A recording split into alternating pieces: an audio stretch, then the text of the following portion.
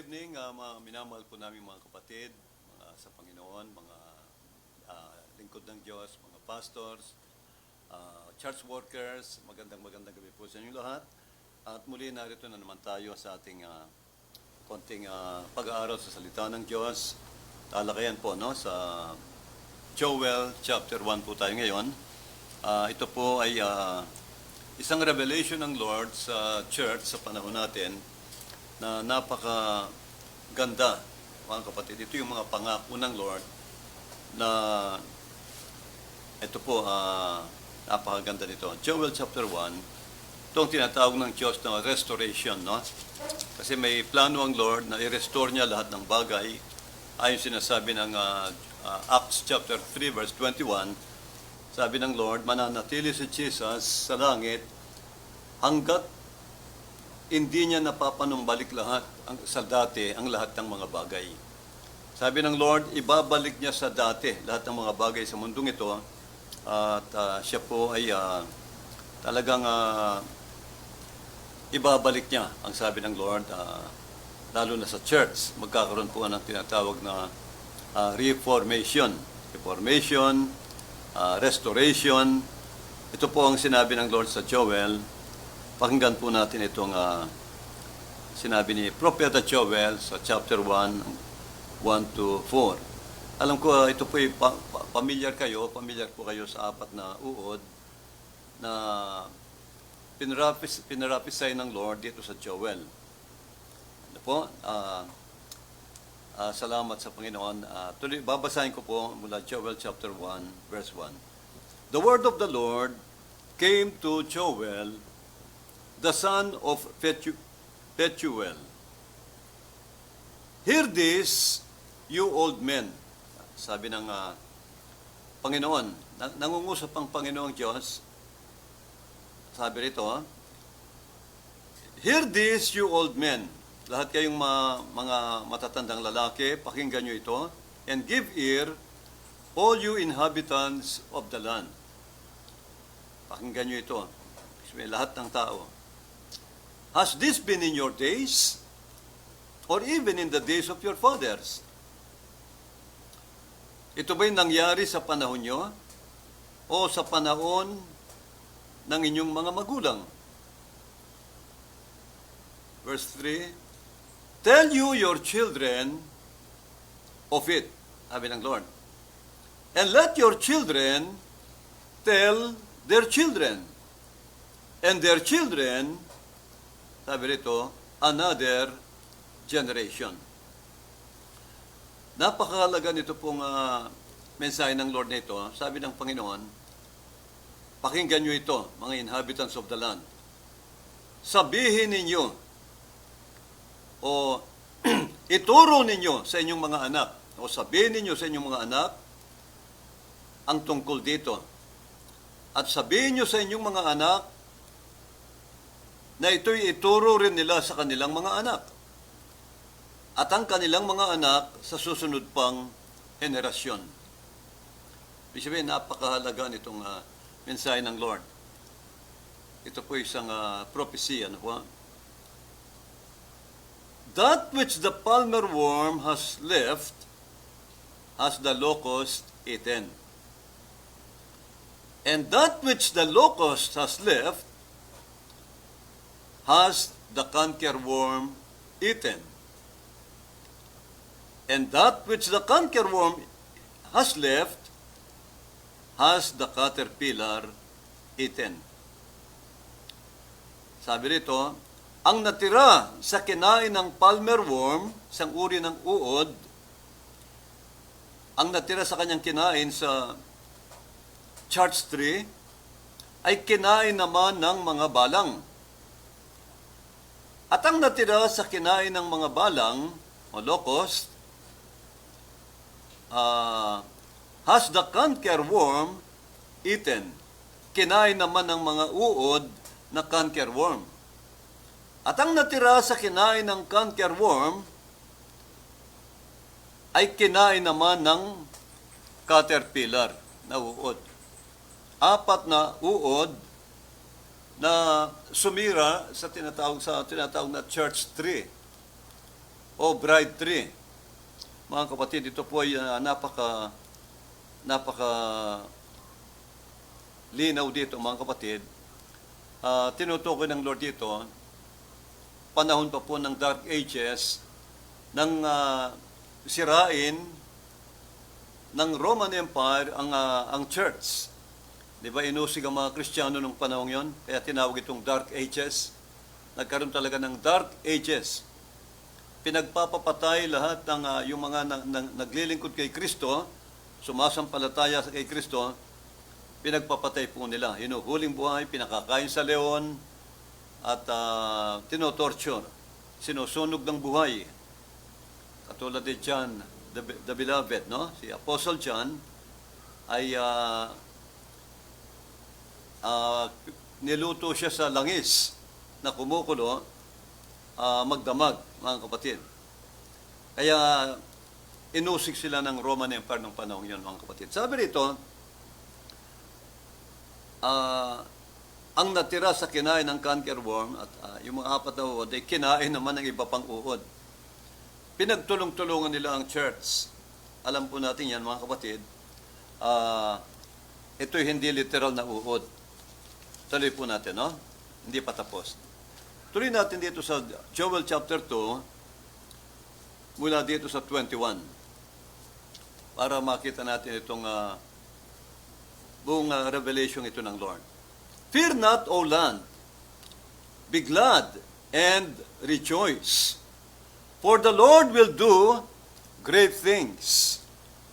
Be not afraid, you beasts of the field, for the pastures of the wilderness do spring. For the tree beareth her fruit, and the fig tree and the vine do yield their strength. Be glad you therefore, you children of Zion. Be glad therefore, sabi niya, be glad then, you children of Zion, and rejoice in the Lord your God, for He has given you the former rain and the latter rain.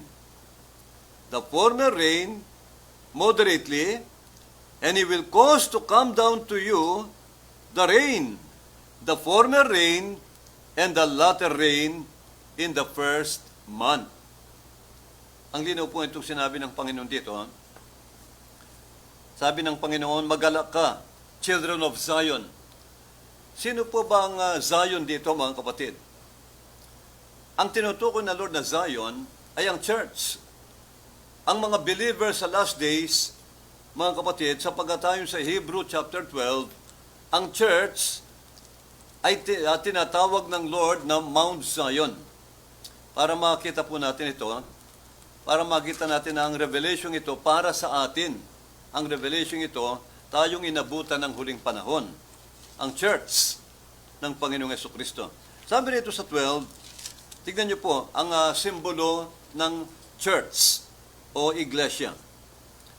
Hebrew chapter 12, beginning verse 19. For you are not come into the mount that might be touched, and that burned with fire, nor unto darkness, and nor unto blackness and darkness and tempest. Sabi ng Lord, hindi kayo dinala ng Diyos sa bundok na literal. Katulad ng ginawa niya sa unang covenant, unang tipan, Old Testament, dinala ng Lord ang Israel sa Mount Sinai. Mga kapatid, sa Mount Sinai. At ang Mount Sinai, mga kapatid, yun ay simbolo ng Old Testament. Nakipag-marriage covenant ang Diyos sa Israel at doon po niya binigay ang kanyang batas. Kaya ang Israel, nakaharap sila sa bundok na nahihipo. Literal, ibig sabihin physical mountain, no?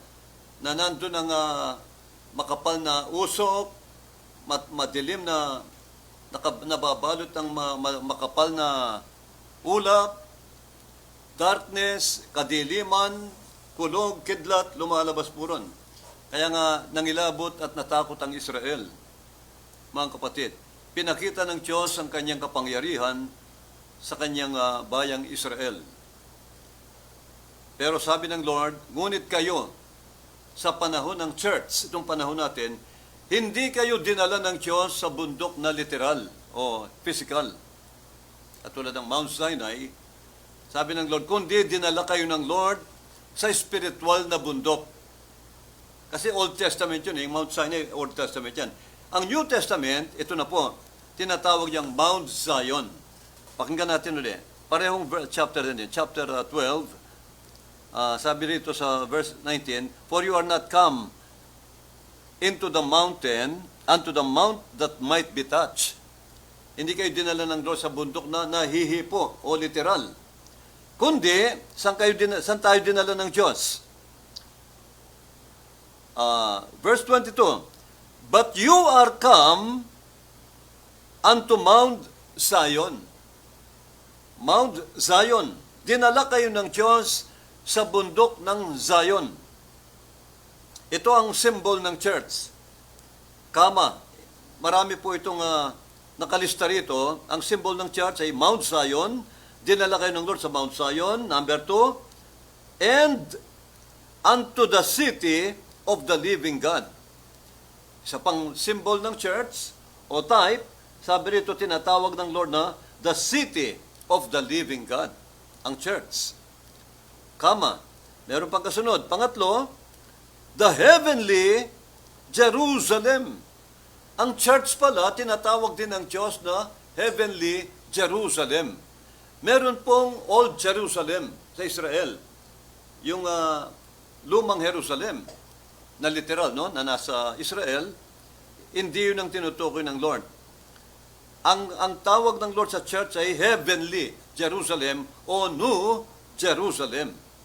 New Jerusalem. Kama. Meron pang kasunod.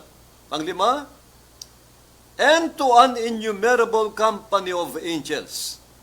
Ang church ay tinatawag din ng Diyos na innumerable company of angels. Maliwanag po ito. Pang-anim, to the general, dinala kayo ng Diyos sa General Assembly and church of the firstborn. Tignan nyo. Dinala kayo ng Diyos sa iglesia o church ng firstborn na si Jesus Christ. Paliwanag po ito. Ito yung mga symbol ng church. Mount Zion, ano pa? The city of the living God, the heavenly Jerusalem, innumerable company of angels. Panglima, the General Assembly and church of the firstborn. Tinatawag din tayo na church ng firstborn. Sino ba ang firstborn? Si Jesus Christ. The firstborn that rose from the dead. Ano pa? Hindi pa po tapos. Meron pang pang-anim. Which, sabi rito, which are written in heaven, and to God, the judge of all, and to the spirits of just men made perfect. Sabi rito. And to Jesus, the mediator of the new covenant. Kaya mga kapatid, ito ang symbol ng church. Tinatawag po ang church na Mount Zion. Kaya sabi ng Lord sa Joel chapter 2, balik tayo sa Joel, sabi niya sa Joel, magalak ka, magalak kayo, rejoice, you children of Zion. Tignan niyo po. Tignan niyo kaganda ito sinabi ng Lord dito. Tignan natin ito po. Balik tayo sa Joel chapter 2. Kaya nga, mapalad po tayo na tinawag ng Lord sa kanyang church. Ito po. Okay, dito po tayo sa verse chapter 2 ng Book of Joel. Dito na po tayo sa verse 22. Be glad then, you children of Zion. Kaya tinatawag tayong mga anak ng Zion. Kaya nga kung titingnan mo dito, 23 po ito. Pagdating sa 28, anong sabi ng Lord? And it shall come to pass, sabi niya, I will pour out of my spirit upon all flesh, sabi ng Lord. Kaya itong prophecy ito, mga kapatid, patungkol ito sa church ngayon. Dito po binuhos ng Lord ang kanyang Holy Ghost, ang kanyang Holy Spirit. Sa panahon lang po natin, New Testament Church. Kaya nga ang prophecy ito ng Lord na restoration ay para sa church. I-restore ng Lord ang church, balikin niya sa dati ang lahat ng mga bagay sa iglesia. Kaya maliwanag po ito mga kapatid, hindi ito nangyari sa Israel. Kasi ang Israel, hindi sila nabaptize ng Holy Spirit. Hindi po binuhos ng Lord ang Holy Ghost sa Israel. Ang binibigyan lang niya ng mga Holy Ghost, yung mga leader ng Israel, tulad ni Moses, yung mga elders, mga judges. Yun po, binibigyan niya ng Espiritu rin, Holy Spirit, pero hindi lahat ng Israel. Kaya nga ang mga Israelita, hindi makaunawa sa kalooban ng Lord. Maliwanag po ito, tuloy ko po. Magalak kayo, mga anak ng Zion. Sino sila? Tayo po yan. Ang church. And rejoice in the Lord your God. Sabi niya, sapagkat binigay niya sa inyo ang latter rain at former rain. Ganda po nito. Former rain, yung unang pagbuhos ng Lord ng Revelation. Mga kapatid, yan ang tinatawag na teaching rain. Yung mga unang aral nung una, ng mga reformers, mga kapatid, may dala na silang mga allotted truths, mga katotohanang aral, pero hindi pa perfect. Kumbaga, yan ang panimula ng tinatawag na restoration at tinatawag na reformation. Para ang church 3, ay mapanumbalik ng Diyos sa dati. Glorious, mga kapatid. Ngayon, sabi rito, ibibigay ng Panginoon sa inyo itong last days. Ano po? Ang former rain at ang latter rain. Ano naman yung latter rain? Ito yung magpapahinog sa trigo, sa church.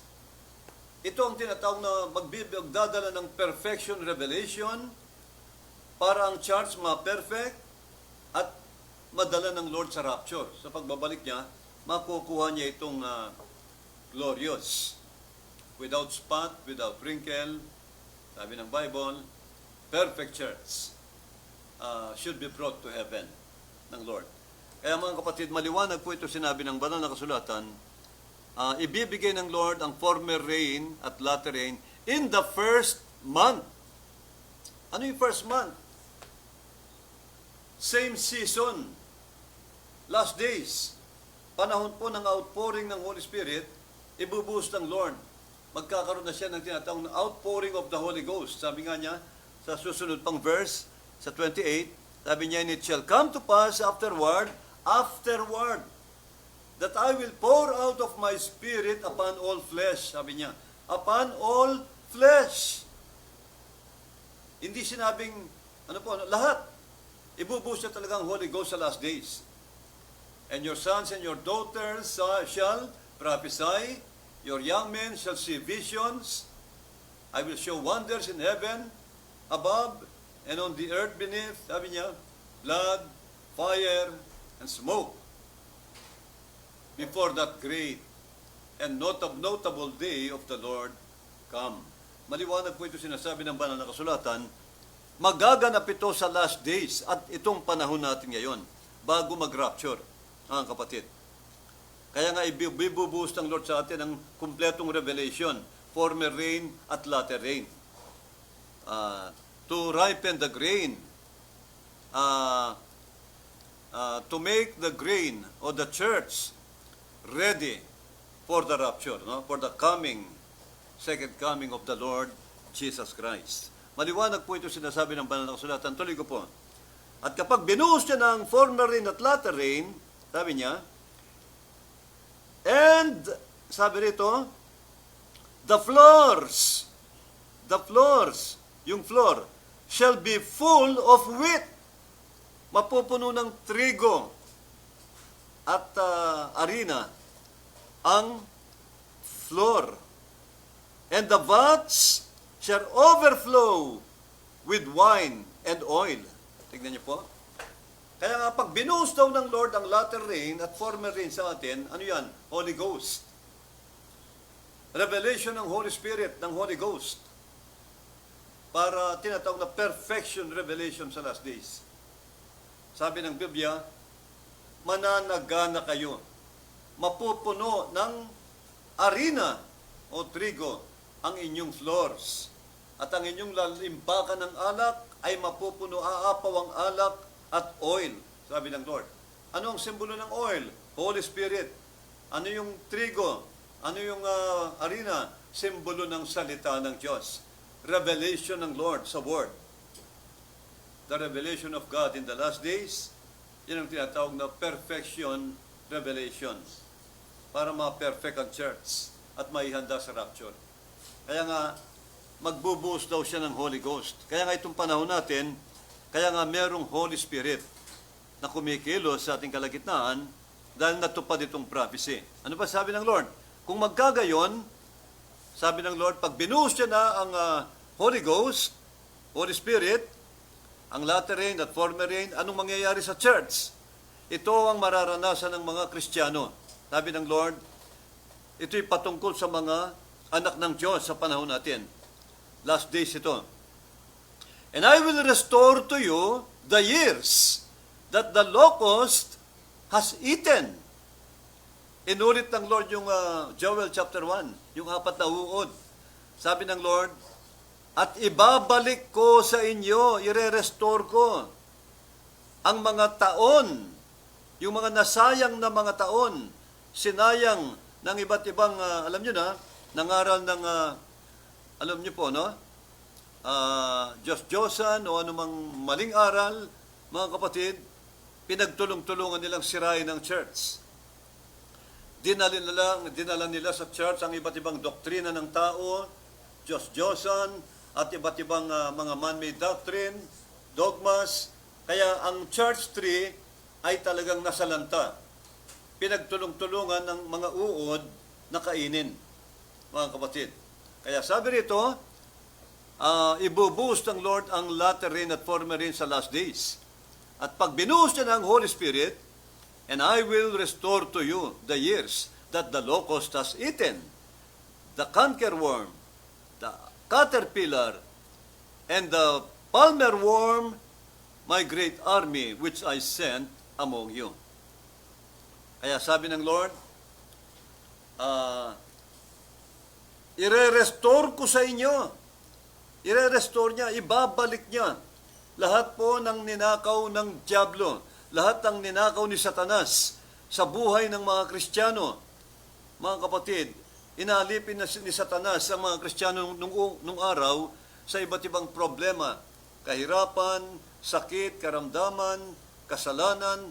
Kaya sabi ng Biblia, yung sinira ng dyablo sa inyo, sabi ng Panginoon, ire-restore ko ang mga taon na nasayang, sabi ng Lord. Ibig sabihin, ibubuhos niya ang blessing sa kanyang mga anak.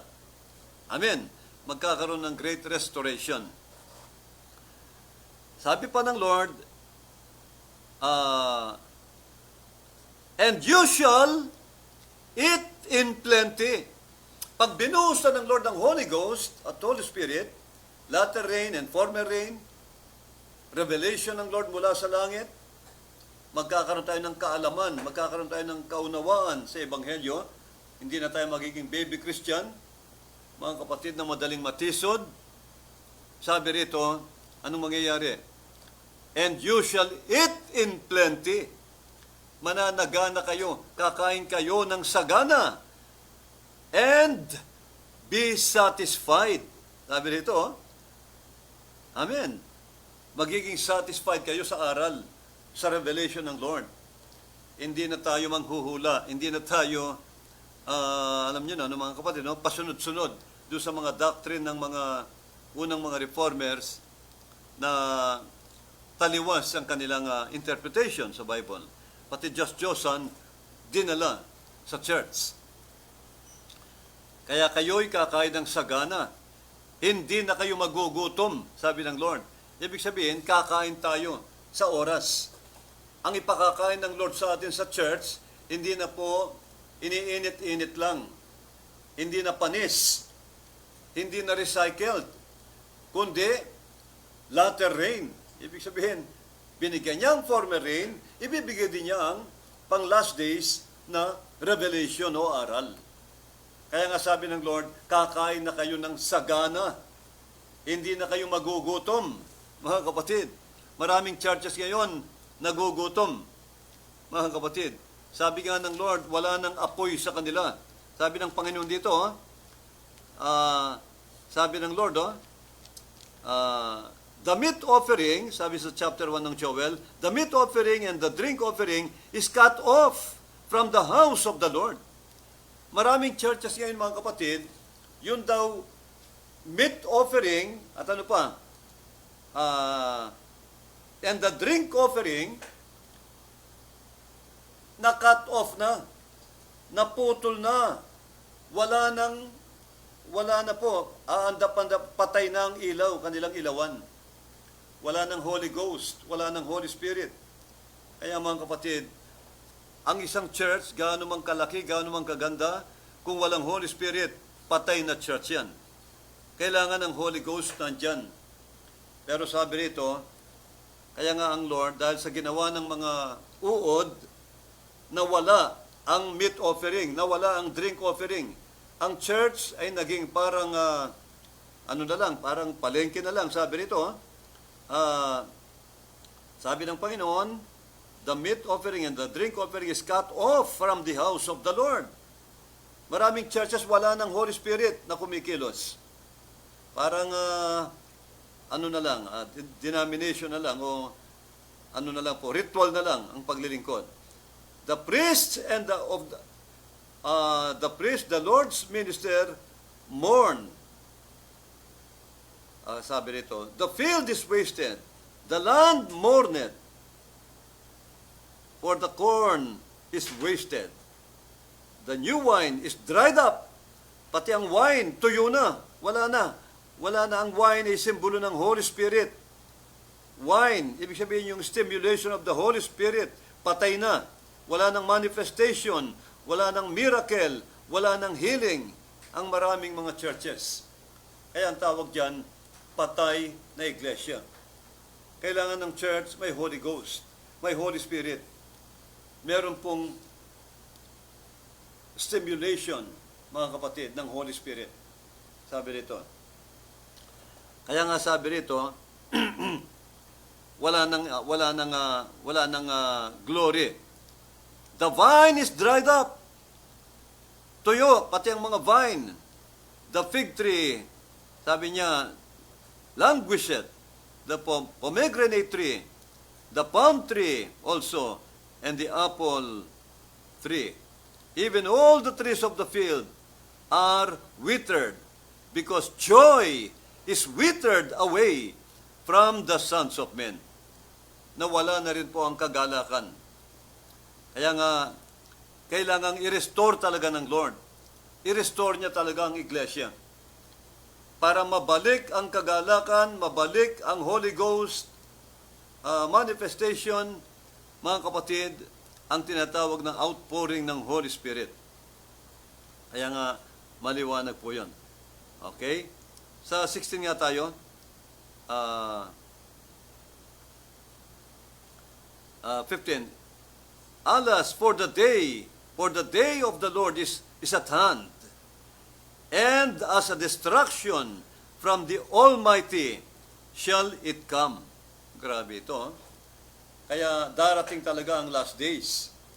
Yung destruction darating, yung tinatawag na tribulation period mula sa Panginoong Diyos. Ibabagsak niya sa lupa. Kaya itong tinutukoy dito, itong panahon natin. Dahil sa panahon natin, magaganap po ang tribulation period at ang rapture. No? Pagbabalik ng Panginoon. Ang sabi rito, verse 16, Is not the meat cut off before our eyes? Yea, joy and gladness from the house of our God.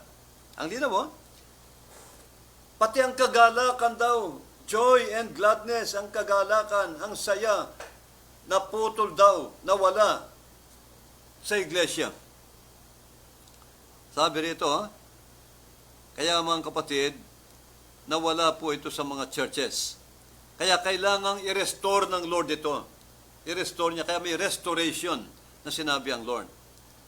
Kaya nga, dito po, ang sinabi ng Lord, ibubuhos ko sa inyo ang former rain at latter rain. At kayo'y, at ang mga sinira, mga taon na sinira ng 4 na uod, sabi niya, muli kong ibabalik yung mga sinira nilang taon, i-restore ko sa inyo. Kaya ibig sabihin, lahat ng ninakaw ng demonyo sa mga Kristiyano, ibabalik po ng Diyos ang blessing. Babalik po ang glory ng church. Babalik yung blessing ng Lord.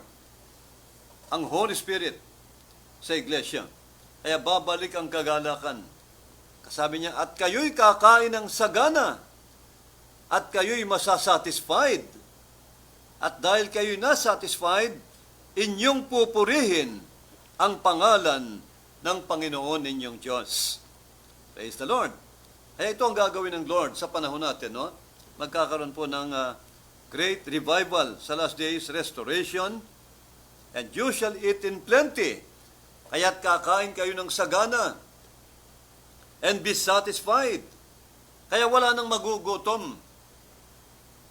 Sabi ng Lord, dahil kakain na tayo ng sagana mula sa salita ng Diyos, hindi na pabalik-balik ang aral. Meron na tayong matututunang revelation, mga kapatid.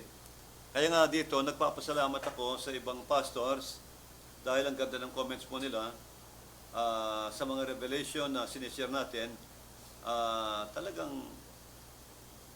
ina-appreciate nila yung gawain ito, yung pag-share natin ng gospel, mga kapatid. Marami raw silang natututunan. Salamat sa Diyos. Yun naman ang ating layunin. Para lahat sila magamit pa ng Lord sa mas malaki pang gawain, mga kapatid. Yun lang ang layunin po natin. Makatulong, makapagligtas, yun po, makapag-encourage sa mga churches, sa mga pastors, na lahat tayo, mga kapatid, ay magtrabaho sa Panginoon. Okay? Tuloy ko po. And you shall eat in plenty, and be satisfied, and praise the name of the Lord your God. Kaya't pupurihin ninyo ang pangalan ng Panginoon ninyong Diyos. Ang ganda po nitong sinabi ng Panginoon dito sa restoration na ito. Alam niyo mga kapatid, ang restoration po ng Panginoon grabe. Kasi mula Old Testament pa, nangaral na ang Lord ng mga restoration. Restoration. Babasahin ko ito para makita niyo po na ang restoration ng dictionary, anumang dictionary, iba ang definition nila sa restoration. Dahil sa dictionary nakasulat, restoration means to restore or to bring back to its original condition. I-restore mo na, ibabalik mo raw ito sa dati niyang kalagayan. Halimbawa, ang isang bahay ni-restore mo, luma na, nawawasak na, nasisira na, i-restore mo siya, ibabalik mo siya sa dati, ang tawag niyang restoration. Binalik mo siya sa original niyang ayos, original niyang ganda. Yun po. Pero wala ka nang idadagdag. I-restore mo lang sa original niyang ayos. Original niyang itsura. Yun ang restoration ng dictionary. Pero sa Panginoong Diyos, sa ating Panginoon, hindi ganyan ang restoration ng Lord.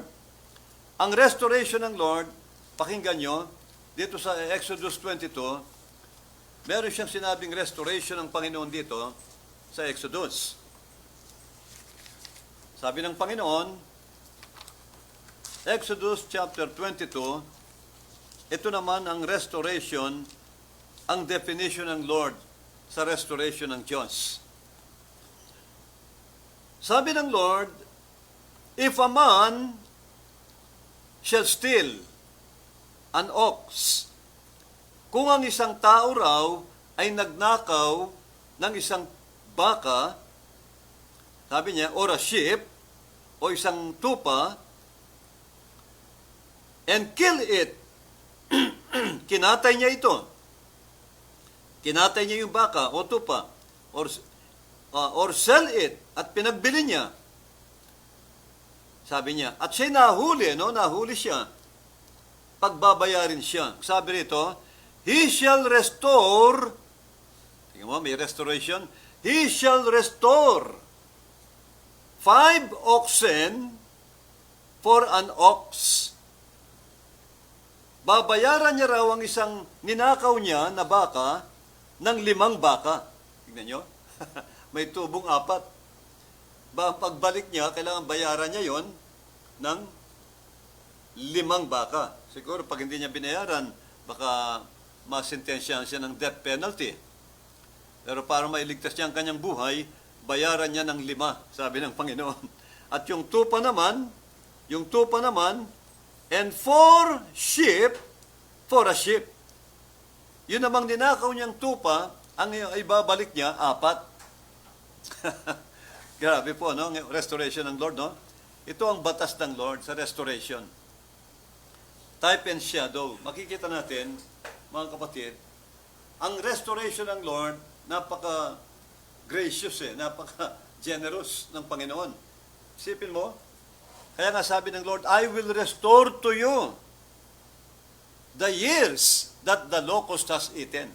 The cankerworm, palmer worm, etc. No, mga kapatid, sabi ng Lord, ibabalik ko ang mga taon na ninakaw at sinira ng dyablo sa iyong buhay. Kaya mga kapatid, pag tinanggap mo si Jesucristo bilang Panginoon tagapagligtas, mga kapatid, naligtas ka, ligtas ka. Pero hindi lang kaligtasan ang ibibigay niya. Sabi ng Lord, naparito ako para bigyan ka ng masaganang buhay at kasiyasiya. Tignan niyo ang pangako ni Jesus. John 10:10, I am come that you might have life. At upang magkaroon kayo ng buhay na masagana at kasiyasiyang buhay. Naparito raw si Kristo para tayo pagpalain, para bigyan tayo ng kasiyasiyang buhay na masagana. Kaya nga, yung dating sinira ng dyablo sa iyong buhay, binigyan ka ng kahirapan, sakit, karamdaman, problema sa buhay, kaguluhan, mga kamatayan. Sabi ng Biblia, aayusin ng Panginoon. Lahat ng ninakaw ni Satanas na mga taon at ninakaw niya sa iyo na mga blessing, ibabalik ni Jesus Christ sa atin. Ibabalik ng Diyos sa atin ang mga pagpapalang yan na pangako niya ayon sa banal na kasulatan. Hindi po sinungaling ang Diyos. Ito yung mga tapat at totoong salita ng Diyos. Restoration. Ibabalik ko, sabi ng Lord, lahat ng ninakaw ni Satanas sa inyong buhay. Kaya ang Kristiyano, pag tinanggap po si Jesucristo, naglingkod tayo, sumamba tayo, naglingkod tayo sa Diyos, ng tunay, ang sabi ng Biblia, talagang pagpapalain po ang iyong buhay. Kaya nga nakikita natin sa mga kapatiran, ang buhay patuloy na umaangat, sumusulong, pinagpapala, yung mga kapatid nakapag-aaral, natatapos, kaya nagiging mga professional, umuunlad ang buhay ng Iglesia ng Diyos. Sapagat yan ang pangako ng Lord. Sabi niya, maganda ang plano ko sa inyo. Sabi niya, bigyan kayo ng magandang buhay hanggang wakas, mga kapatid. Kaya napakaganda ng pangako ng Lord. Restoration. Hindi kalooban ng Lord na lagi tayong nandun sa kahirapan. Hindi kalooban ng Lord yon. Hindi kalooban ng Lord na nandun ka laging pinahihirapan ni Satanas sa problema, sa sakit, karamdaman, kahirapan. Mga kapatid, ang Ebanghelyo ni Kristo ay nagpapalaya. Tandaan nyo yan. And you shall know the truth, sabi ni Jesus. And the truth shall set you free. Shall make you free. Maliwanag ang sabi ni Jesus. Palalayain ka ng katotohanan. Ano ang katotohanan? Itong salita ng Diyos. Palalayain po na tayo ng Panginoong Jesucristo. Kaya napakaganda ng restoration ng Lord. Kaya nga ang Kristiyano na naglilingkod sa Lord, umuunlad. Ang buhay po pasulong. Walang paatras na Kristiyano. Maniwala po kayo. Kapag ang Kristiyano paatras ang buhay, ay hindi tunay ang pananampalataya niyan, may mali. Pero kung tama ang iyong pananampalataya sa Diyos, mga kapatid, sabi ng Biblia, pagagandahin ng Lord yung buhay natin. At ang susi, si Jesus. Sabi ng Lord. Si Jesus lang po ang susi. Ako ang daan, sabi niya. Ako ang buhay at katotohanan. Sino mang tao walang makapupunta sa langit, sa Ama, kundi sa pamamagitan ko lamang. Kaya si Jesus ang susi. Si Jesus ang daan para gumanda ang buhay, mga kapatid. Ito ang pangako po ng Lord. Kaya, restoration, yan ang pangako ng Lord. Kaya mga kapatid, patuloy po tayong manampalataya sa salita ng Diyos. Patuloy nating luwalhatiin ng Diyos sa buhay natin. Dahil dito tayo nilikha ng Lord, sabi ng Isaiah, nilikha ko ang aking bayan upang magbigay sa akin ng kalwalhatian. For my glory, sabi ng Lord. Kaya nilikha ko kayo, sabi ng Panginoon. Kaya ang Kristiyano, kapag hindi mo niluluwalhati ang Lord, hindi nalulugod ang Diyos. Ang hinahanap ng Lord sa atin, yung ibigay natin sa Kanya yung glory. Itaas natin siya sa mundong ito. Okay? Tuloy po natin itong, isishare ko sa inyo, ang ilang bagay, mga kapatid, na ginagawa ng maraming Kristiyano, na hindi kinalulugdan ng Diyos. Ibig sabihin, kinapopootan ng Diyos yung mga gawain ng maraming Kristiyano, mga kapatid, yung nililimitahan nila ang kapangyarihan ng Lord. Para bang ang Diyos, hindi kaya ng Diyos, para bang hindi kaya ng Diyos sa kanila, parang hindi sila kayang pagpalain. Yan po'y mali, mga kapatid. Pakinggan natin ang sinabi ng Panginoon sa Israel. Para maiwasan natin itong mga bagay na ito, kasi sinulat ng Lord ang Old Testament, pinasulat niya, para pakinabangan daw natin tayong mga inabutan ng huling panahon, mga kapatid. Kaya sinulat ng Lord to para tayo turuan, para tayo matuto. Okay? Pakibasa po natin ang awit 78 para makita natin ang mga bagay na ginawa ng Israel. Kaya ang Diyos po ay napuot sa kanila at marami sa kanilang pinarusahan, marami ang hindi pinagpala, mga kapatid, at hindi nakapasok sa lupang pangako. Sabi ng Panginoon, ito po ang sinabi ng mga Israelita sa Panginoon. Babasahin ko po, no? For He established a testimony, Psalm chapter 78, beginning verse 5. For He established a testimony in Jacob and appointed a law in Israel, which He commanded our fathers that they should make them known to their children. Kaya nga gusto ng Lord talaga ipaalam kahit sa mga anak, sa kanilang mga children, that the generation to come might know them, even the children which should be born. Kahit yung mga ipapanganak pa lang na mga bata, who should arise and declare them to their children. Gusto ng Lord, ituro natin sa kanila itong salita ng Diyos, sabi ng Lord. Yung mga bagay na kinalulugdan ng Diyos at yung mga bagay na ayaw ng Lord, gusto ng Lord, ituro natin sa ating mga anak. Maliwanag po ito. Inulit ng Lord yung sa Joel. Ituro niya ito sa inyong mga anak at sa mga anak nila. That they might set their hope in God. In God, no? Kailangan manalig sila sa Diyos. Umasa sila sa Diyos. And not forget the works of God, but keep His commandments. At wag nilang kalilimutan ang mga himalang ginawa ng Diyos. Yung mga works of God, yun ang mga miracles. Yun ang mga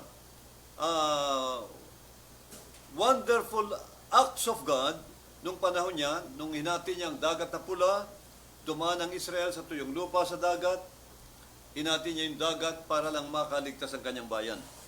Gusto ng Lord, ituro natin sa ating mga anak yung mga milagrong ginawa ng Lord sa atin. Ganon din sa panahon natin. Ang kabutihan ng Lord, ituro daw natin sa ating mga anak. Sabi rito, upang sila'y manalig sa Diyos. At huwag nilang kalilimutan and not forget the words of God, but keep His commandments. And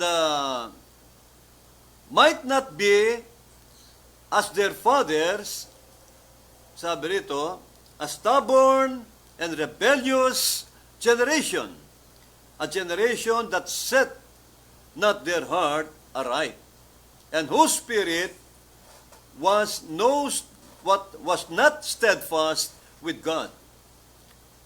Maliwanag po ito. The children of Ephraim, being armed and carrying bows, turned back in the day of battle. They kept not the covenant of God and refused to walk in His law. Hindi sila lumakad sa batas ng Diyos o kautusan ng Diyos. And forgot His works and His wonder that He had showed them. Kinalimutan nila ang mga himala na ginawa ng Diyos. Tulad ng paghati niya sa dagat, pagliligtas niya sa Israel, pagbibigay niya ng mana mula sa langit, pagbibigay niya ng tubig mula sa batong buhay, lumabas ang tubig. Sabi rito, kinalimutan po yan ng Israel. Kaya ang Panginoon hindi nalugod. Ang Diyos ay hindi nalugod sa kanila. Kaya hindi sila nakapasok sa lupang pangako. Ibig sabihin, hindi sila naligtas, kumbaga sa panahon natin. Ang lupang pangako o Kanaan ay simbolo po yan sa panahon natin ng langit. Type yan ng langit. Kaya hindi sila nakapasok sa Kanaan, ibig sabihin, hindi sila naligtas ayon sa Panginoon. Tuloy ko po, nagalit ang Diyos sa kanila, napuot ang Diyos sa kanila. Sabi dito, kinalimutan nila ang kanilang Panginoon. Kinalimutan nila ang batas ng Diyos.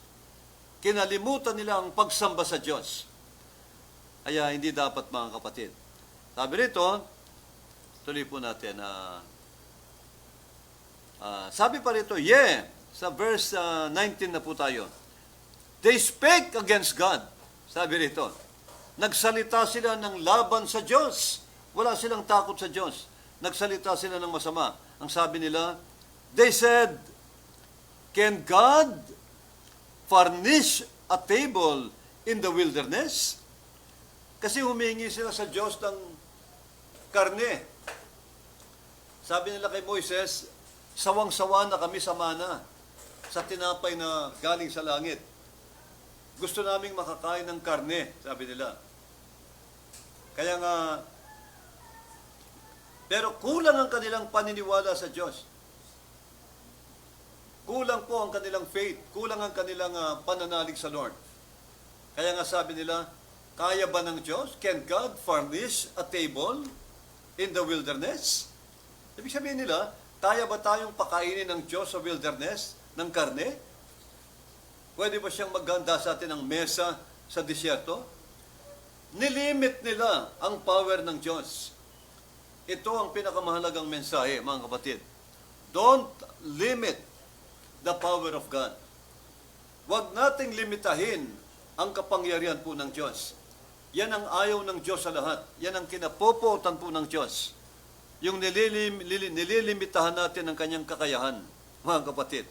Tandaan po natin, nilikha niya lahat ng bagay sa salita lang niya. Magkaroon ng liwanag, nagkaroon ng liwanag, ang kadiliman na wala. Magkaroon ng dagat, nagkaroon ng isda, ng bundok, ng lupa, nagkaroon sa salita lamang po ng Diyos. Kaya ang kapangyarihan ng Lord, hindi natin masukat. Mga kapatid, grabe, napakalawak ng kanyang kakayahan, mga kapatid. Siya'y Diyos. Kaya nga sabi ng Biblia, ito ang nakalimutan ng Israel. Nalimutan nila ang kapangyarihan ng Diyos. Nalimutan ng Israel ang mga himala na ginawa ng Diyos. Yung mga wonderful works na ginawa ng Lord. Kinalimutan nila. Kaya mga kapatid, kaya sila tumalikod sa Panginoon. Yun po ang ayaw ng Lord. Huwag nating limitahin ng Lord. Can God furnish a table in the wilderness? Kaya bang maghanda ang Diyos ng mesa sa atin sa disyerto para tayo makakain? Nalimutan nila na 40 years, binigyan sila ng Lord ng mana, ng tinapay na galing sa langit.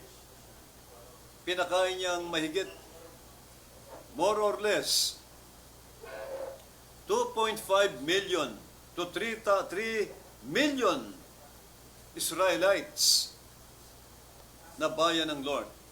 Sipin mo yung 3 milyon, pakakainin mo sa disyerto, pinangunahan ni Moses, pero kasama niya ang Diyos.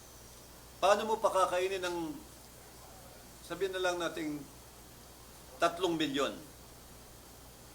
Kahit 10 truck na bigas, baka kulang pa pong kainin nila ng 10 milyon. Isahin mo yung 10 truck na bigas. Hindi sasapat para pakainin mo ang 3 milyong katao. Mga kapatid, pag-aagawan lang nila. Pero ang Diyos, pinakain niya ang lahat ng milyong-milyong Israelita. Araw-araw po, walang nagutom isa man. Umuulan ng tinapay. Paggising nila, nandun na yung tinapay sa disyerto. Sumama sa hamog. Wala silang gagawin kundi sumalok na lang. Sasalok na lang sila ng tinapay. Mga kapatid, walang nagutom kahit isa. Ganon kabuti ang Diyos sa kanyang bayan. Ibig sabihin, hindi tayo pababayaan ng Lord. Yung pangako niya, I will never leave you, I will never forsake you. Yun po ang pangako ng Lord. Hindi ko kayo pagkukulangin, sabi ng Diyos. Hindi ko kayo pababayaan. Hindi ko kayo pagkukulangin ng mabuting bagay. Lalo na ng pagkain, inumin, damit, ng ating basic needs. Isusuplayan po ng Lord lahat ng kailangan natin. Sa ayon sa Biblia, my God shall supply all your needs according to His riches. According to His riches. Not according to the riches of the world. Not according to the present situation of this world. No? Present world. Mga kapatid, hindi ayon sa ekonomiya ng bansa, kundi ayon sa ekonomiya ng Diyos. How rich is our God? Gaano ba kayaman ng Lord? Ayos sinabi niya, according to His riches. Gaano ba kayaman ang Panginoong Jesucristo? Sabi ng Diyos, heaven is my throne and the earth is my footstool. Sa Kanya pala lahat ng bagay na yan. All silver and gold are mine, sabi ng Lord. Lahat ng ginto at pilak, akin yan, sabi niya. Mga kapatid, ganyan kayaman ng Lord. Siyang may-ari ng lahat ng bagay. Kaya ang Israel, pinakain niya ng mana. Tinapay na ginawa ng Diyos sa langit. Mga kapatid, na napakasarap. Naniniwala ko, kumpleto ang vitamin, kumpleto ang nutrients ng mana. Pero ang Israel, anong ginawa nila? Dinikdik pa nila. Dinurog pa nila. Pinulbos nila, ginawang arena. At saka binig na parang cake. Anong nangyari? Yung mana, sinira nila. Ang naging lasa po, naging lasang cooking oil na lang, ayon sa Biblia. Naglasa na lang siya na parang langis na pang-prito, pang-bake. Kasi sinira nila yung original, napakasarap ng mana, parang wafer daw po ito. Napakasarap.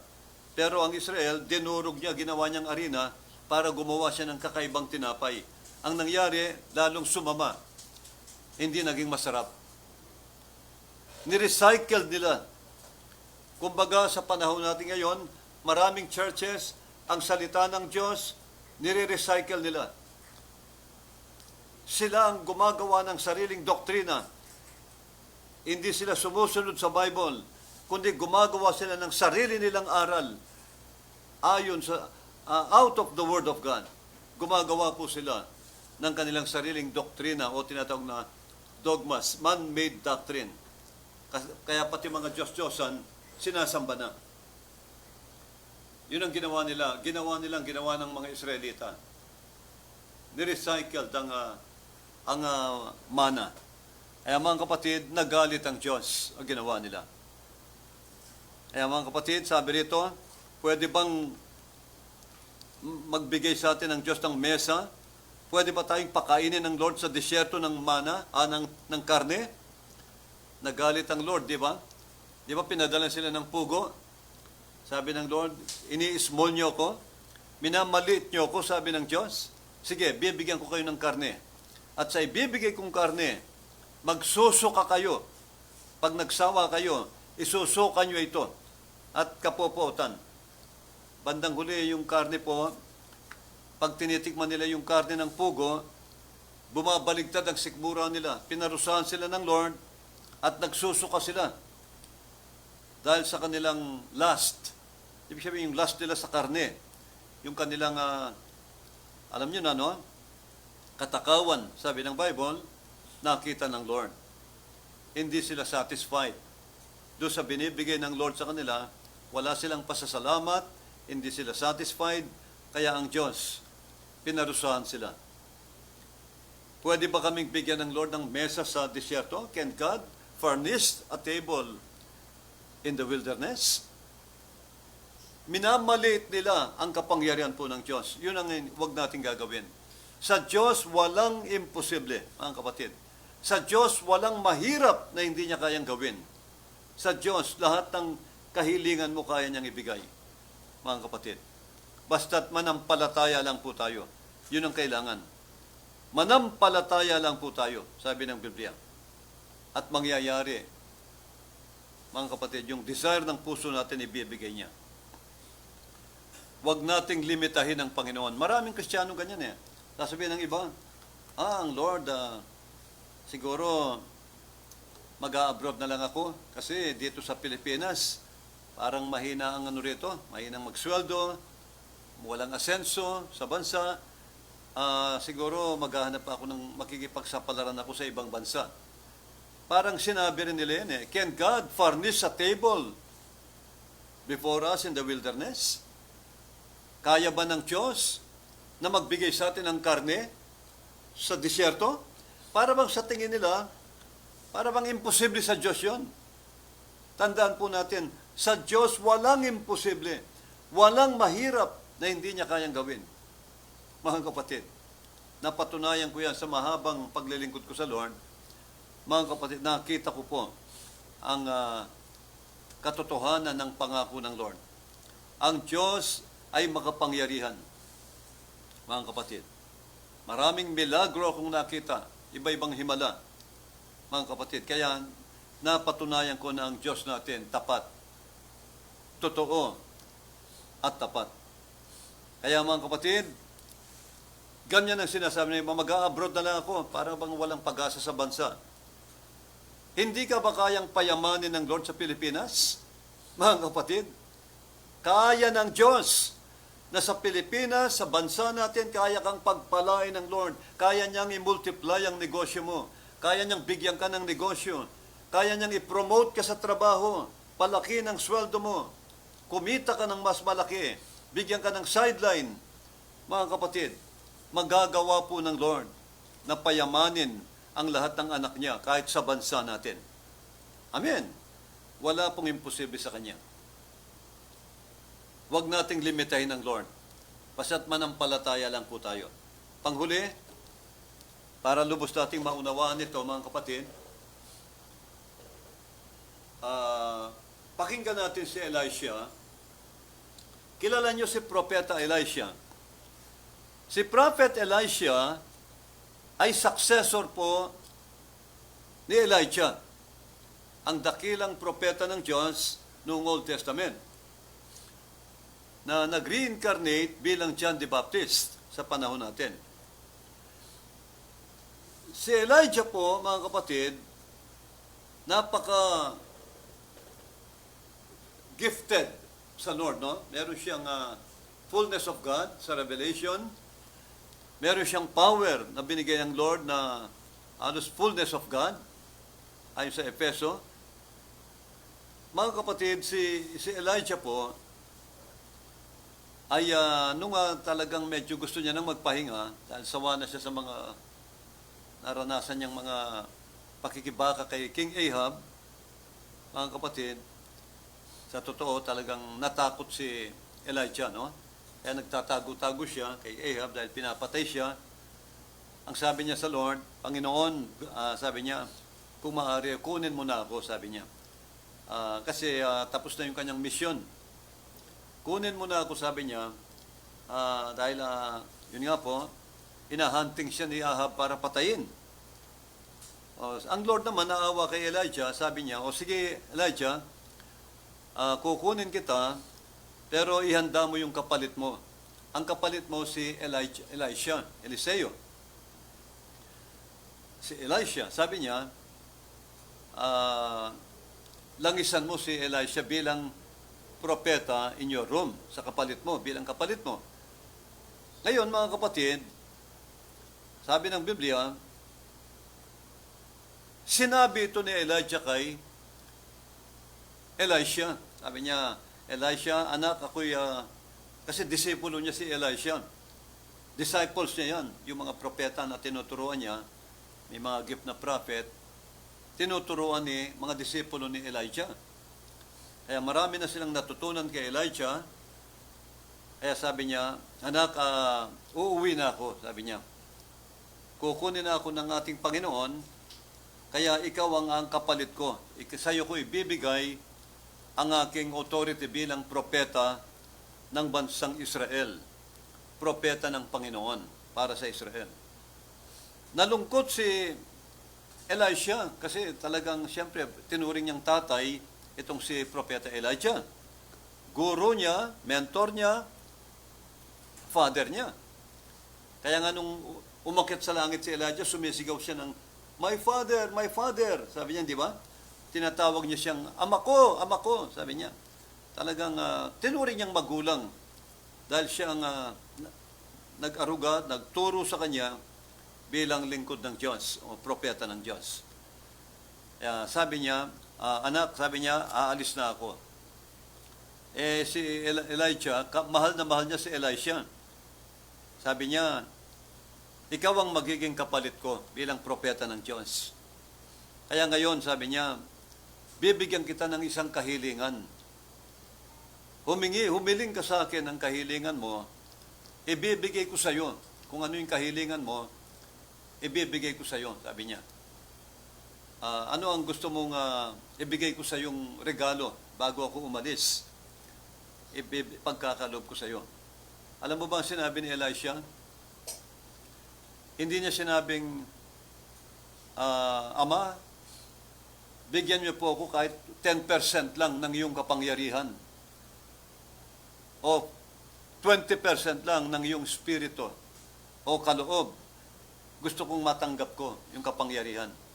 Hindi sinabing 10%, 5%. Alam mo sinabi ni Elisha? Nabigla rin si Elijah sa hiningi ni Elisha. Ama, sabi niya, ang gusto ko po na ibigay niyo sa akin ay double portion. Double portion of your spirit and power. Ibigay niyo sa akin. Grabe, no? Yung kanyang kaloob, yung kanyang kapangyarihan. Gusto ni Elisha, doble ng kapangyarihan ni Elijah ang ibigay niya kay Elisha. May pananampalataya si Elisha sa Diyos. Kaya nga walang imposible. Alam niya, ang Diyos ay na kay Elijah. Ano mang ibigay ni Elijah, ibibigay ng Lord kay Elisha. Ganun yun mga kapatid. Ano mang talian nyo, tatalian ko. Ano mang kalagan nyo, kakalagan ko, sabi ng Lord. Alam niya ang authority ni Elijah. Kaya sabi niya, bigyan mo ako, Ama, ng dobling kapangyarihan mo. Dobling espiritu na nasa iyo. Dobling Holy Ghost and power. Nabigla si Elijah. Sabi niya, grabe pala itong si Elisha kung talagang humiling. Nakita niya yung faith ni Elijah, meron siyang pananampalataya. Hindi po siya nag-aalinlangan. Kaya nga sabi niya, pwede, sabi ni Elijah, meron kang faith, meron kang pananampalataya. Anong alam mo sabi ng Bible, mga kapatid? Sige, sabi ni Elijah, ibibigay ko sa iyo ang double portion. Kung makikita mo ako, actual na makikita mo ako kapag ako'y dinagit ng Panginoon patungo sa langit, tatanggapin mo. Ibibigay ko sa iyo ang double portion ng aking spirito at kaloob, kapangyarihan. Kaya anong ginawa ni Elisha? Hindi na siya nag-atubili. Lagi niyang binabantayan si Elijah. Kahit po saan pumunta si Elijah, sasama si Elisha. Pumunta siya sa palengke, sumunod si Elisha. Pumunta sa bayan, sumunod si Elisha. Pumunta sa barangay, sumusunod si Elisha. Hanggang sa umakyat sa bundok si Elijah. Umakyat din sa bundok si Elisha. Hindi niya inaalis ang tingin niya sa kanya. Kasi yun ang kondisyon eh. Kapag nakita mo ako, kapag ako'y dinagit ng Lord, nakita mo ako ng iyong mga mata, ibibigay ko sa iyo ang hinihingi mong kaloob. Ganda po itong kasaysayan ito. Anong nakita natin doon? Hindi siya nag-alinlangan. Hindi niya nilimitahan ang Diyos. Hindi niya sinabing kaya-kaya ng Diyos na ibigay sa akin ang double portion ng power ni Elijah. Alam niya napaka-powerful ni Elijah. Pag sinabi niyang, kung ako'y lingkod ng Diyos, bababa ang apoy at susunugin ka at ang iyong 50. Sabi niya sa sundalo ni Ahab. Di ba nasunog ang 50? Bumaba ang apoy sa salita ni Elijah? Ilang beses yun? 2 beses? Kaya nga mga kapatid, nagpapababa siya ng apoy. Ganun ka-powerful ang salita ni Elijah. Bababa ang apoy ngayon din at susunugin ka. Sinunog nga, mga kapatid. Alam ni Elisha yon. At ang hinihingi niya, double portion ng power na yon. Grabe, ano? Kaya nga sabi ni Elijah, sige, pag nakita mo ako, kapag kinuha ng Diyos, nakita mo ako, matatanggap mo ang hinihingi mo. Kaya mga kapatid, yun po ang, si Elisha, hindi niya nilimit ang power ng Lord. Don't limit the power of God. Don't limit God. Huwag niya nating limitahin ang kakayahan ng Diyos. Sapagkat sa Kanya, walang imposible. Si Elisha, hindi niya nilimit. Ang number 1 lingkod ng Lord, na propeta ng Lord, si Elijah, sabi niya, gusto ko Lord, double portion ng Espiritu ni Elijah dahil naniniwala ako, kaya mong ibigay sa akin. Walang imposible sa iyo. Kaya nung lumipad si Elijah, dumating na po ang sundo niya, itong karwahing apoy. Dinagit po si Elijah ng karwahing apoy at nilipad sa langit. Hinagis ni Elijah kay Elisha yung kanyang balabal, yung kanyang jacket, yung kanyang mantle. Inagis niya yung mantle niya kay Elisha at sinalo ni Elisha yung mantle na simbolo ng kanyang pagiging propeta o pinaka-authority bilang prophet of God. Kaya sa oras na yon, nilangisan ng Diyos si Elisha ng double portion ng kapangyarihan ni Elijah. Kaya nga nang dumaan siya sa ilog ng Jordan, malalim ang Jordan River, mga kapatid, hindi siya makadaan. Ang ginawa niya, hinawakan yung mantle ni Elijah, hinampas niya yung tubig ng Jordan. Anong nangyari sa tubig? Biglang huminto ang agos ng tubig. Naging parang dingding ang tubig pataas. Walang makapasok na tubig. Yung harap ni Elisha, tuyong-tuyo. Kaya naglakad siya hanggang sa kabilang pampang. Napakalalim na tubig. Grabing kapangyarihan. Tinanggap niya ang kanyang kahilingan. Double portion ng power ni Elijah. Natanggap ni Elisha. Yun po ang ibig sabihin ng faith. Basta't pinaniwalaan mo ang hinihingi mo, sabi ng Lord, whatsoever you shall ask in prayer, believing, maniwala ka lang, and you shall receive, sabi ng Panginoon. Napakalinaw po nito. Don't limit the power of God.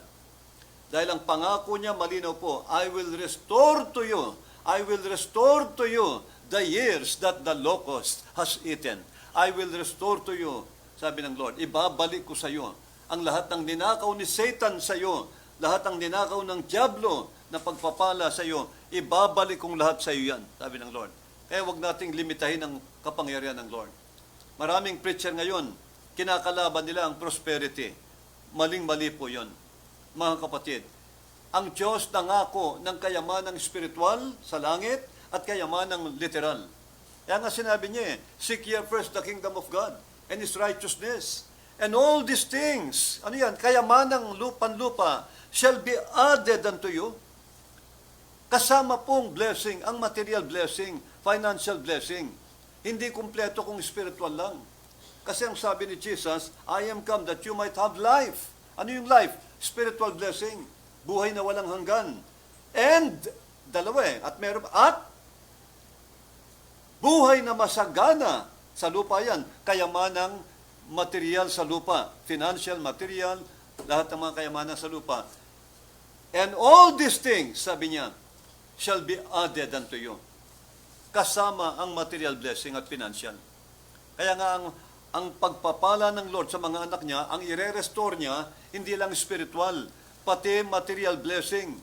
Mga kapatid, I wish above all things that thou mayest prosper, sabi ng Lord, material, financial, and be in health, kagalingan, physical blessing, even as your soul, spiritual, kayamanan sa langit, even as your soul, your spirit, prospereth. Kaya maliwanag po ang pangako ng Lord, complete package of blessing. May mga nangangaral ngayon na hindi balanse. Kailangan po balanse natin. Kahit si Kristo, nang mangaral ang Panginoong Jesucristo, Old Testament, New Testament, ano ang aral niya? May impyerno, may langit. Hindi lang puro langit ang pinangaral niya. May langit, may impyerno. Kahit sa Deuteronomy 28, may blessing, may cursing. Sabi niya, kapag sumunod ka, pagpapalain kita. Financially, materially, pagpapalain kita sa lahat ng bagay. Ngunit pag ikaw ay lumihis at hindi ka sumunod, sabi ng Lord, ahabulin ka ng sumpa. Kaya ang Lord laging may negative, positive na aral. May blessing, may cursing. Kaya nga, ang pagpapala ng Lord, kompleto, complete package of blessing. Yun ang pangako ng Diyos sa atin. I will restore to you. I will restore. Ibabalik ko lahat ng kayamanang ninakaw ni Satanas sa iyo ng ilang taon. Yung mga taon na sinayang ng demonyo, ibabalik ko sa iyo, sabi ng Diyos. Napakalinaw po, mga kapatid. Amen. Kaya nga, ito ang ebanghelyo ng Lord. May restoration talaga.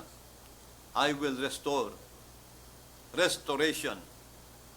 At bago tayo magtapos, last verse, bago tayo manalangin, Gawa 3:21. Basahin po natin itong Gawa. 3:21 ng Gawa. Tingnan po natin itong. Sinabi ni Apostol Pablo tungkol kay Kristo. Si Kristo raw ay kailangang manatili muna sa langit, sa heaven. Whom the heaven must receive. Sino to? It refers to Jesus Christ, our Lord. The heaven must receive until the times, hanggang dumating yung panahon, until the times of restitution of all things. Ang linaw, restitution of all things. Restitution means restoration of all things. Mananatili muna raw si Kristo sa langit, habang hinihintay niya na lahat ng bagay sa mundong ito, ire-restore muna ng Lord sa dati ang lahat ng mga bagay. Ibabalik niya sa dati. Restitution of all things. Restoration of all things. Which God has spoken. Spoken by the mouth of His holy prophets. Sabi nito, since the world began. Maliwanag po. Sabi ng Lord, mananatili muna si Lord sa kanyang trono bago habang hinihintay niyang mapanumbalik muli sa dati ang lahat ng mga bagay sa iglesia. Amen. Ibabalik niya, ire-restore niya lahat ng ninakaw ng demonyo. Ibabalik niya ang nawalang Alam niyo na, Garden of Eden sa mundo. Kaya nga may magkakaroon ng millennial reign of Christ. Kaya mga kapatid, tularan natin si Elisha. Si Elisha, wag nating limitahin ang kapangyarihan ng Lord. Kahit humingi ka ng malaki, double portion, kayang ibigay ng Lord. Kaya lang maraming Kristiyano, takot silang humingi ng malaki. Kaya ang hinihingi, maliit lang. Mali po yun. Kaya nga sinasabi ko sa mga kapatid, humingi kayo malaki sa Lord. Sapagkat sa Diyos, walang imposible. Wala pong imposible sa Lord, mga kapatid. Sabi nga ng Bible, mapalad tayo dahil sa lupang ito, nararanasan natin yung minsan may pagsubok, may pangangailangan, kaya pag lumuhod ka, humingi ka, tapos bibigyan ka ng Lord, tuwang-tuwa tayo. Kaya pinupuri natin siya, nagpapasalamat tayo, lumuluhod tayo sa pasasalamat sa Lord. Di ba mga kapatid? Kaya isang pribilehiyo sa atin ang maging mga tao sa mundong ito, maging mga believer. Kasi itong nararanasan natin, hindi po ito naranasan ng mga anghel. Totoo ito, hindi po ito naranasan ng mga angels. Ang mga angels, nilikha ng Diyos na, alam nyo na, mayayaman na sa pananampalataya. Perfect na. Nilikha sila ng Diyos na powerful na. Wala nang kahinaan. Nilikha sila ng Lord na hindi nagkakasakit. Amen. Hindi nagkukulang. Pero tayo, ang mga tao sa mundo, alam nating lahat ang tao mahina. Minsan nagkakasakit, minsan nalulungkot, minsan, kaya nga mga kapatid, mapalad po tayo. Tayo'y ginawa ng Lord ng mga anak ng tao. Nararanasan natin yung himala ng Lord. Di ba? Nararanasan natin na pag nagkasakit ka, meron tayong Jehovah Rapha, our God, that healeth us. Pag tayo nagkukulang, meron tayong Jehovah Jireh na tinatawagan. Luluhod ka, hihingi ka ng financial blessing, meron kang provider, Jehovah Jireh. Meron tayong nagagawa po natin yan. Pero ang mga angels hindi na dahil nilikha sila ng Lord na sapat na, powerful na, at hindi na nagkakasakit, walang kahinaan. Kaya mga kapatid, nilikha silang perfect ng Lord. Pero ang tao, laman, mahina. Kaya nga, ang tao ang tunay na makakapagluwalhati po sa Diyos. Ang tao ang talagang special creation ng Lord. Sapagat ang tao ang makapagbibigay sa Diyos ng glory, kalwalhatian. Kahit naghihirap sa kahirapan, sumasamba pa rin, naglilingkod pa rin. Kahit walang sasakyan, walang pamasahe, pupunta sa gawain, makikisakay lang, pupunta lang sa gawain para may pangaral ang Ebanghelyo. Doon totoong nalulwalhati ang Diyos. Tao lang po ang makakagawa niyan, mga Kristiyano lang sa mundo. Kapag kayo po'y kinuha na ng Lord, alimbawa tayo na rapture na, sa rapture, no? Wedding of the Lamb. Nagkaisa na ang ulo at ang katawan ng iglesia, ang church at si Kristo, ang bridegroom at ang bride. Magkikita ang bride at ang bridegroom sa alapa, rapture. Saan tutuloy ang bagong kasal? Nagsama na, nagkaisa na, yun ang wedding of the Lamb. Saan tuloy ang mag-asawa? Doon po sa tinatawag na reception. Pagkatapos ng kasal, tuloy sa reception, sa mahabang mesa sa langit, para magkaroon ng salo-salo ang church. Pagdating doon, di ba mga kapatid, makikita natin lahat ng kapatid sa mundo. Napakasaya. Kasama natin ang Panginoong Jesucristo, mga kapatid. Amen? Ang ulo ng church. Ang King of Kings. Napakasaya ng reunion na yan. Reunion yan. Pagkatapos, anong gagawin natin? Ang church, pagkatapos ng reception, saan pupunta ang bagong kasal? Ang church at si Kristo, ang bride at ang bridegroom. Saan tutuloy ang bagong kasal? Bababa silang muli sa earth, sa millennial reign of Christ. Bababa ang church at si Kristo sa lupang ito para sa kanilang honeymoon. Amen. Mag-honeymoon sila ng 1,000 years sa lupa. Magsasama sila. Amen. Sabi ng Lord, kung saan ako naroroon, kayo rin ay naroon din. Mag-ahari sila sa bagong, sa paraisong nirestore ng Lord, ang Garden of Eden. Mga kapatid, paraiso sa lupa. At sa panahon ng paraiso, millennial reign of Christ, tandaan nyo, wala na kayong kahinaan, mga kapatid. Hindi na kayo magpipray sa Lord. Bakit? Perfect na kayo. Glorified body kayo, powerful kayo, wala nang magkakasakit, wala nang manghihina, wala nang kalungkutan, wala na po, hindi ka naiiyak doon para humingi ng financial blessing, hindi ka naihingi ng kalakasan, dahil doon perfect na po ang kalakasan ng mga Kristiyano. Kaya mga kapatid, sa lupang ito, dito lamang po natin mararanasan yung humihingi tayo sa Lord, nagpapakumbaba. Mga kapatid, napakadakilang biyaya ng Lord sa atin. Naranasan natin na maging mga tao at tumatawag sa ating Ama sa Langit, mga kapatid, at tayo binibigyan niya. Di ba napakasaya? Hindi ito naranasan ng mga angels. Kahit pag nandun na tayo sa langit, hindi mo na mararanasan yan. Hindi ka na, wala nang pagsubok doon. Wala na pong, kaya sa lupang ito, kumbaga parang may thrill, parang may napakasaya. Konting pagsubok, pag nalampasan mo, ang saya. Lumalago ka, mga kapatid. Yun ang kaibahan ng tao sa angels, mga kapatid. Don't limit God. Huwag nating limitahin ang kanyang power, mga kapatid. Magagawa po niya ang lahat. At pag kayo humingi kayo ng malaki. Huwag kayong hihingi ng maliit. Humingi kayo ng, huwag lang po yung sobra. Huwag kayong hihingi ng eroplano sa Diyos. Dahil hindi ka marunong magmaneho. Hindi mo kailangan yan. Huwag kang hihingi ng helicopter. Hindi mo kailangan yon. Humingi kayo mga bagay na kailangan mo. Sabi ko sa mga kapatid, yung mga walang bahay, humingi kayo ng house and lot sa Lord. Alam ng Lord, kailangan nyo yan. Sinabi, pangako niya, my God shall supply all your needs. All your needs. Hindi sinabing all your wants. Kasi kung all your wants, gusto natin ng eroplano, gusto natin ng helicopter, lahat gusto mo. Hindi mo naman kailangan. Ang gusto ng Lord, all your needs. My God shall supply your needs, not your wants. Di ba mga kapatid? Kaya nga mga kapatid, isusupply ng Lord. Pag nakita ng Lord, kailangan ko po ng bahay at lupa. Wala ka akong bahay.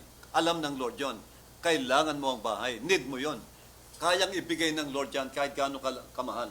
Kaya ng Lord. Lord, kailangan po namin ng sasakyan. Kailangan namin ng service para pag kami po'y humahayo sa gawain, hindi kami nata-traffic, hindi kami hirap sa daan. Kaya ng Lord ibigay yan, mga kapatid. Humingi ka, huwag mong limitahin ng Lord. Huwag mong sabihin, saan kaya kukuha? Saan yung gagamitin ng Lord? Wala naman akong kamag-anak sa Amerika, wala naman akong inaasahan na gagamitin ng Lord dito. Huwag po nating isipin yan. Don't limit God. Don't limit the power of God.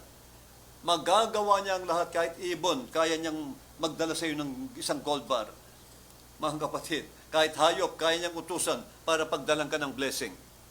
Walang imposible sa Panginoon. Napatunayan ko yan. Ilang beses, marami na akong milagrong nakita na ginawa ng Lord. Napatunayan ko.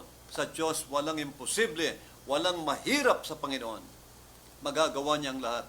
Kaya niyang ibigay lahat ng hinihingi natin. Kaya niyang ibigay ang nasa ng puso natin.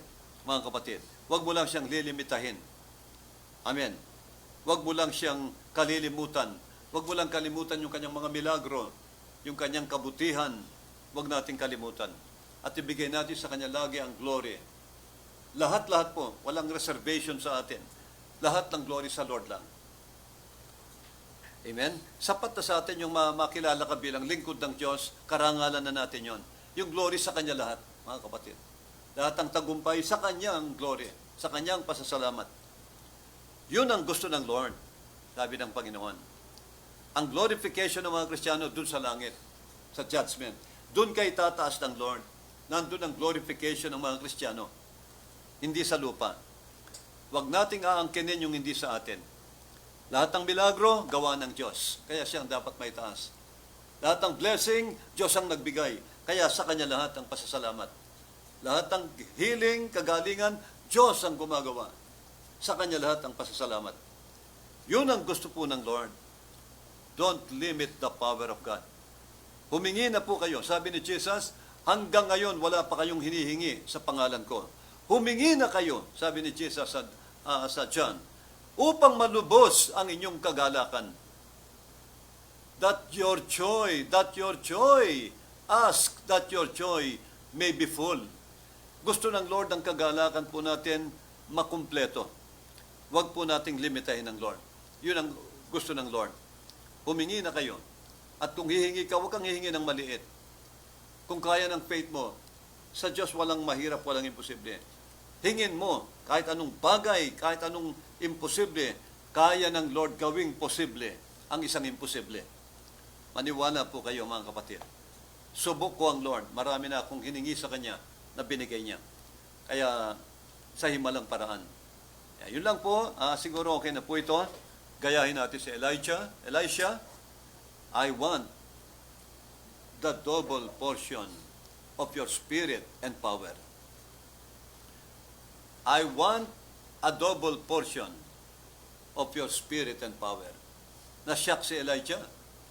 Hindi niya akalain na ganun kalakas ang faith ni Elisha. Hindi niya akalain na ganun katindi si Elisha. Kaya mga kapatid, tularan natin yung faith ni Elisha. Walang mahirap sa Diyos. Amen. Walang imposible sa Lord, mga kapatid. Kaya humingi tayo ng malaki sa Panginoon. Yun lang po at manalangin po tayong lahat. Ang Diyos hindi maramot. Ang Diyos ay very, very generous, very gracious. Maniwala lang tayo na siya Diyos na kayang ibigay lahat ng kailangan natin, mga kapatid. Nawa po, kahit paano meron tayong napulot sa aral ng Lord. Binabati ko lahat ng ating mga kapatid sa Mindoro. Bunga sila ng ating live streaming sa Pasay, sa Caloocan, na balitaan na namin na tumawag. Kaya binabati ko po kayong lahat dyan sa Pasay, sa Mindoro, sa Caloocan, at iba't ibang lugar. Yung mga kapatid nating nanonood sa kanilang mga cellphones, ng mga internet, through our live streaming, mga kapatid, sa Facebook at YouTube, nawa ang Diyos po ang lalong magpala sa inyo. Magpatuloy po kayong makinig sa programang ito at sumubaybay. Mga kapatid, lalago po kayo. Lalaki ang inyong pananampalataya sa Lord. Makikita nyo, lalaki kayo bilang mga tao ng Diyos, pagpapalain niya kayo. Sa Diyos, walang imposible. At huwag niyong kalilimutan lagi, the more word you get, the more powerful you become. The more word you get, the more Jesus Christ you become. God bless you. Manalangin po tayong lahat. Amang Diyos, salamat po muli sa mga salita mo na aming na-share na po sa inyong mga minamahal na mga anak, sa inyong mga lingkod. Pagpalain mo po lahat ng aking mga kapatid na nakarinig po ng mensahe sa gabing ito. Lord, dalangin ko lahat ng kanilang narinig. Lord, maging blessing sa kanilang buhay, maging instrumento upang lalo silang mapalapit sa iyo, lalo silang maglingkod sa iyo, magmahal sa iyo, sumamba sa iyo, at paglingkuran ka. At magpatuloy sila sa iyo. Idinadalayan ko po na pagpalain mo ang kanilang mga pamilya, mahal sa buhay, at mga mahal sa buhay. Paggalingin mo po, Lord, lahat ng mga may karamdaman ngayon na nakikinig. Paggalingin mo lahat ng may sakit. Iunat mo ang mapagpala at makapangyarihan mong kanang kamay. Abutin mo lahat ng aming mga viewers, mga kapatid, na may mga karamdaman ngayon, Lord. Paggalingin mo po silang lahat, Lord Jesus. At dalayan ko, Lord, pati na po si Sister Lou, ang aking mahal na may bahay, Panginoon, pagpalain mo siya, ang kalusugan niya, pagpalain mo ang kalusugan niya, ang kanyang physical health, paggalingin mo, Lord God. Nasaan man siya ngayon, paggalingin mo siya at Lord, ingatang lagi. Ganon din lahat ng mga kapatid namin na nakikinig na may mga karamdaman o anumang pagsubok, lagnat, trangkaso, ubo, panahon ng ubo ngayon, Lord, paggalingin mo po silang lahat, pagpalain mo po silang lahat. Dinadalayan ko rin, Lord, ang mga hindi namin nabanggit na mga kapatid na may karamdaman, paggalingin mo rin po silang lahat. Lord God, patuloy mo kaming kahabagan, Panginoon, at patuloy mo kaming pagpalaing lahat sa material, sa financial, physical, kagalingan, higit sa lahat, sa pananampalataya at kaalaman sa iyong mga salita. Marami pong salamat sa ngalan po ng aming Panginoong Yesus sa pong aking dalangin. Amen. Thank you, Lord. Magandang gabi po. Maraming salamat.